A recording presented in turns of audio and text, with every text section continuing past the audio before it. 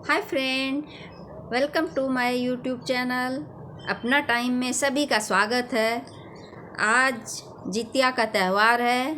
मैं छोटी सी ये जितिया का एक कहानी सुना रही हूँ। हमारे बिहार में जितिया का पर्व सभी माताएं बहनें करती हैं, जो कि अपने बच्चे के लिए किया जाता है। बच्चे की शुभकामना के लिए, दीर्घायु के लिए और तरक्की के लिए हर माताएं करती है। और ये व्रत जो होता है, समझो कि 1.5 दिन का, इस बार 1.5 दिन का है, तो बहुत ही कठिन व्रत है। इसमें पानी भी नहीं पिया जाता है। लेकिन अब जो नहीं रह सकते हैं तो वो पानी चाय ले लेते हैं। जैसे मैं चाय पानी ले लेती हूँ, मैं नहीं रह सकती इतना ज़्यादा, तो मेरा थोड़ा तबीयत का भी इशू है, तो मैं चाय पानी ले लेती हूँ। और बहुत ही कठिन है। इसमें सभी माताएं बहनें एक दिन पहले नहाए खाए करती हैं। उस दिन बहुत सारा खाना पीना बनता है, तरह तरह का व्यंजन, और जो कि अपने पितृ को भी चढ़ाया जाता है और सभी मिलजुल कर खाते भी हैं। और ये दूसरे दिन जो है, जिस दिन व्रत है, उस दिन व्रत के दिन शाम को नहा धोकर डलिया बांधा जाता है, जिसमें कि फल फूल, पान सुपारी, जनेऊ, जितना भी तरह का होता है पूजन सामग्री और सारा फल। और हमारे बिहार में खाजा बनता है, तो वो खाजा डाला जाता है उस डलिए में। और घर में ठकुआ पिरुकिया ये सब बनता है, जो कि डलिया में भरते हैं हम लोग। और सभी माताएं बहनें मिलकर, घर के सभी लोग मिलकर उसको बनाते हैं बहुत ही उमंग के साथ। और फिर उस डलिया को हम लोग शाम को नया साड़ी सूट जो पहनते हैं वो पहनकर उस डलिया को भरते हैं। फिर दूसरे दिन जो है, उस डलिया को सुबह नहा धोकर, पारण का जो भी समय रहता है, जैसे इस बार कल सुबह का टाइम है पारण का, तो सुबह नहा धोकर बच्चे को भी बोलते हैं नहा लो, जो बेटा बेटी जो भी हैं आपके। और फिर वो डलिया खोलता है और फिर भगवान को, जित महान भगवान को वो प्रसाद चढ़ाकर सभी भगवान को फिर सभी लोग घर में खाते पीते हैं। तो हमारी मम्मी, जो कि अब नहीं है इस दुनिया में, वो जितिया का कहानी हम लोगों को सुनाती थी व्रत के दिन। तो जितिया का कहानी इस तरह से है।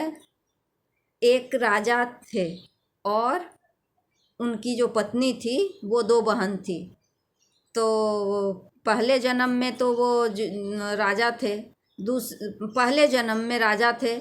तो वो, उसकी बहन जो थी वो उसके पति मंत्री थे। तो राजा जो था, उनको कोई संतान नहीं थी। और राजा की जो रानी थी, उनकी बहन को 7 बेटा था। तो ये देखकर जो थी, उनकी बहन बहुत ही ईर्ष्या करती थी। तो इसी तरह से जितिया का त्यौहार आया, तो वो मौसी जो थी उस बच्चे की, तो बोली अपनी बहन को कि बहन, आज हमारे यहाँ सारे बच्चे को खाने के लिए भेज देना। तो उस दिन जितिया का दिन था, तो उसकी मम्मी सारे बच्चे को नहला धुला कर बोली कि जाओ, आज मौसी के यहाँ खाने पीने का है। बच्चे लोग बहुत खुश थे कि मौसी के यहाँ जाएंगे। रईस मौसी थी, बहुत सारा खाना पीना मिलेगा और बहुत सारा गिफ्ट मिलेगा। हुआ भी यही। सारे बच्चे जब नहा धोकर मौसी के यहाँ गए, तो मौसी जो थी बहुत सारा खाना पीना खिलाई। और ईर्ष्या में वो इतनी अंधी हो चुकी थी, जलन से उनका एक भी बच्चा नहीं था। वो सारे बच्चे को जो था, अपने सिपाही से बोलकर गला कटवा के, और 7 डलिया में वो जो सिर था बच्चे लोगों का, वो सिर को अपनी बहन के घर भेज दी। बहन खुश थी कि चलो मेरा बच्चा लोग आज बहुत खाएगा पिएगा। शाम हो गया, नहीं आया। दूसरे दिन भी नहीं आया सुबह। तो डलिया जब खोलना था, तो अपनी बहन के घर किसी को भेजी कि देख, मेरे बच्चे लोग को अब भेज दो, हम डलिया खोलेंगे। तो उसकी बहन जो थी राजा की जो रानी की बहन थी, वो बोली हाँ ठीक है। अपने सिपाही से वो खूब ढेर सारा 7 डलिया और बहुत सारा सामान उनको भेज दी कि हाँ ठीक है, भेज रहे हैं तुम्हारे बेटे को। और जब वो डलिया आया तो बेटा लोग नहीं आया, तो फिर बोली कि इस डलिया में क्या है देखते हैं। तो डलिया जब वो उस औरत ने खोला तो उसमें देखती है कि वो जो बच्चे लोग का सिर था उस डलिए में नारियल बन गया और बहुत सारा फल मिठाई ये सब था। तो रानी खुश, और उधर से उनका 7 बेटा भी आ गया। तो ये जो थी रानी की बहन, ये बहुत खुश हुई और बच्चे लोग बहुत खुश थे कि मौसी के यहाँ बहुत मज़ा आया।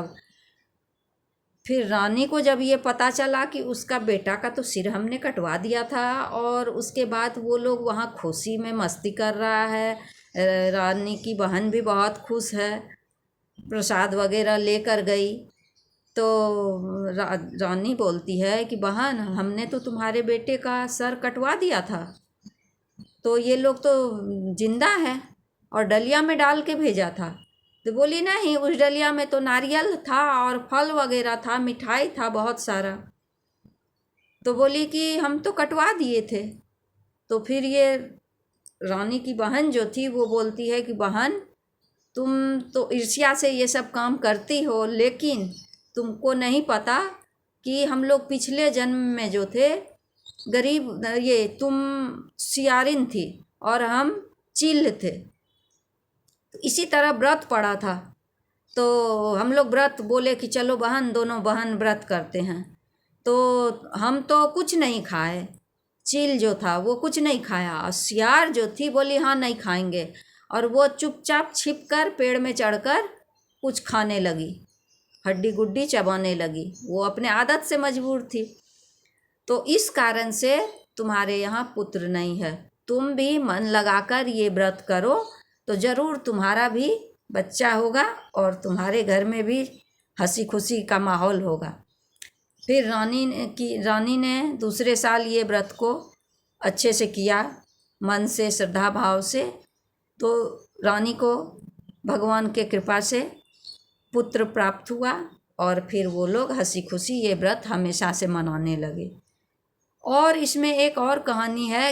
एक गरीब ब्राह्मणी थी जो कि विधवा थी।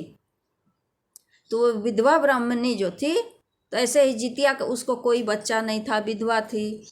तो ऐसे ही जितिया आया था तो सबको देखती थी करते हुए, तो वो बोली कि चलो मैं भी कर लेती हूँ। तो वो गई अपने बाड़ी से साग वाग जो सब्जी वगैरह था तोड़ के लाई और वो बना के खाना बनाई, चढ़ाई भगवान को जो भी। तो वो जो साग था, तो वो साग पे जो थे सूर्य भगवान जो थे का, ये कहा जाता है, मान्यता है कि सूर्य भगवान पेशाब कर दिए थे। और वो जो साग बनाकर खाई और वो जो की, तो सूर्य भगवान के कृपा से इस ब्राह्मण की जो ब्राह्मणी थी, गरीब ब्राह्मणी, वो प्रेग्नेंट हो गई और उसको बच्चा हो गया। तो वो बच्चा जो हुआ ना, तो वही बच्चा हो गया जितमहान बाबा। उसी दिन से सब कोई अपने बच्चे के लिए ये व्रत करने लगे, और वो जितमहान बाबा सूर्य के पुत्र हैं, जितमहान बाबा। तो जितमहान बाबा को उसी दिन से सभी पूजा करने लगे। और ये जो उनकी माता थी मशोबाशी, तो उन दोनों की पूजा करने लगे उन्हीं के याद में, कि इस तरह से औरत को भी ईश्वर के कृपा से, सूर्य भगवान के कृपा से पुत्र हो गया। और उसी दिन से यहाँ मानव लोग धरती पर ये व्रत करने लगे, ताकि हमारे बच्चे का रक्षा हो, कहीं भी रहे, दूर रहे, दराज रहे, पास रहे, तो हमेशा उस पर जितमहान बाबा का कृपा बना रहेगा, उसका कोई बाल बांका नहीं होगा। जिसकी मम्मी श्रद्धा भाव से करती हैं पूजा और व्रत, तो उनके घर में हमेशा खुशहाली रहती है, उनके बच्चे बहुत दीर्घायु होते हैं और खुशहाली रहती है। तभी से ये व्रत मनाने लगा। दोस्तों कमेंट करके बताएं। दिखाएंगे वीडियो है। मैं आप लोगों का सपोर्ट चाहिए, हमारे चैनल को सब्सक्राइब कीजिए। मैं शॉर्ट्स भी डालती हूँ, 2-4 अभी 4 सब्सक्राइबर मेरे हैं। भगवान करे उनको खूब तरक्की मिले और मैं ईश्वर से कामना करती हूँ कि सभी खुश रहें, स्वस्थ रहें और मेरे चैनल को सब्सक्राइब करें ताकि मैं भी खुश रहूं। क्योंकि थोड़ा मेहनत टाइम तो लगता है, एक क्लिक करने में कुछ नहीं आप लोगों का जाता है, इसमें बहुत ज़्यादा समय नहीं लगता है। टाइम जब आप लोग यूट्यूब में रहते हो, क्योंकि मैं भी यूट्यूब में जब घुसती हूँ तो जिसका भी वीडियो आता है और नए लोगों को देख के तो और भी ज़्यादा क्लिक ज़रूर करती हूँ, देखती हूँ। तो प्लीज़ आप लोग मेरे चैनल को सपोर्ट करो, सब्सक्राइब करो, लाइक करो। Thank you so much. अब नेक्स्ट वीडियो में मैं मिलूँगी। नमस्कार दोस्तों, धन्यवाद आप सभी का।